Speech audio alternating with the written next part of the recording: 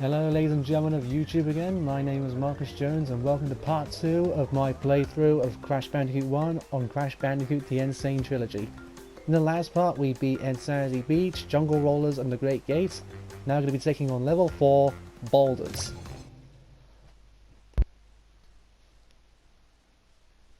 Now with this level it's very different. Instead of running away from the camera, we're running towards the camera, and there's a good reason for that. You see, we're running along like normal, and oh my god, here comes a big giant boulder, Indiana Jones style. Yep, this is one of the most popular or infamous levels of Crash Bandicoot where you're being chased by something, and you'll be seeing a lot more of this in the Crash franchise as we go on. That is, if I decide to play Crash Bandicoot 2 and Crash Bandicoot 3. Now, as you can see, we have to run away from the boulder, because if we don't run away, we'll get crushed, and just look at how frightened Crash is. He does not want to get squashed. Just jump over the fences. Why are there fences in the middle of a jungle? I do not know. Maybe the natives put them there because they probably knew that if trespassers ever got onto this island, they decided to set traps for if they tried to run away from a giant boulder. I'm pretty sure that these boulders, I'm pretty sure they're booby traps set by the natives. I'm convinced that the natives actually set these up in a way to crush any trespassers that somehow gets Insanity Island. It's a possibility. I mean, there is one more other boulder level, but that's it, really. That's just the end of boulders. We picked up the gem and that's it. And I really hope Crash kept that in his pocket and not anywhere else, because if he kept it somewhere else, I don't think I want to touch it. Anyway, enough of the grossness. Let's move on to the next level, shall we?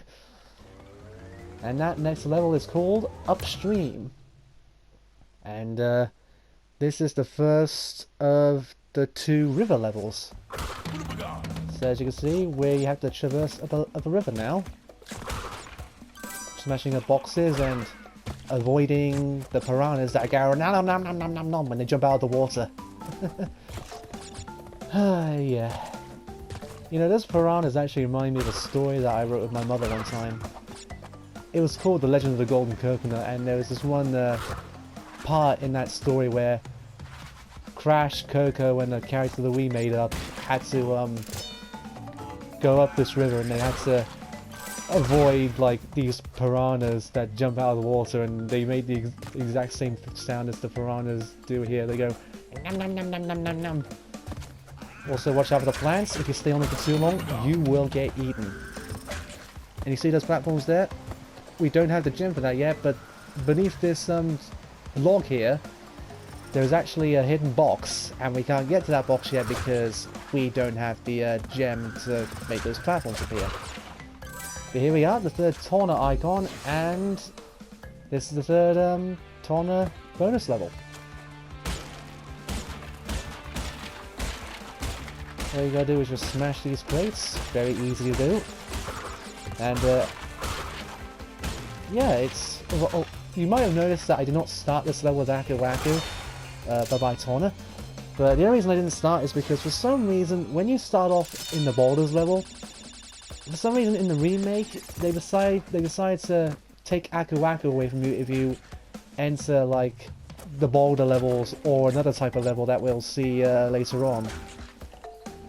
It wasn't the same in the original for the Boulder levels, because you kept Aku Aku in those levels regardless, but for some reason in the remake, they decided to take Aku Aku away from you when you start Boulders. I don't understand why they do that, because in the original you kept him.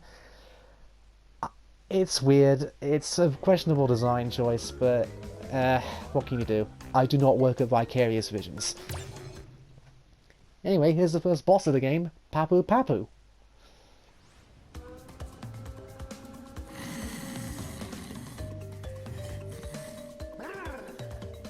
Wakey wakey, fatty. It's very easy to beat Papu Papu. All you gotta do is bounce in his head. He'll get mad. He'll slam his staff down, and he'll spin. Now, I can make this boss go faster by constantly jumping on his head.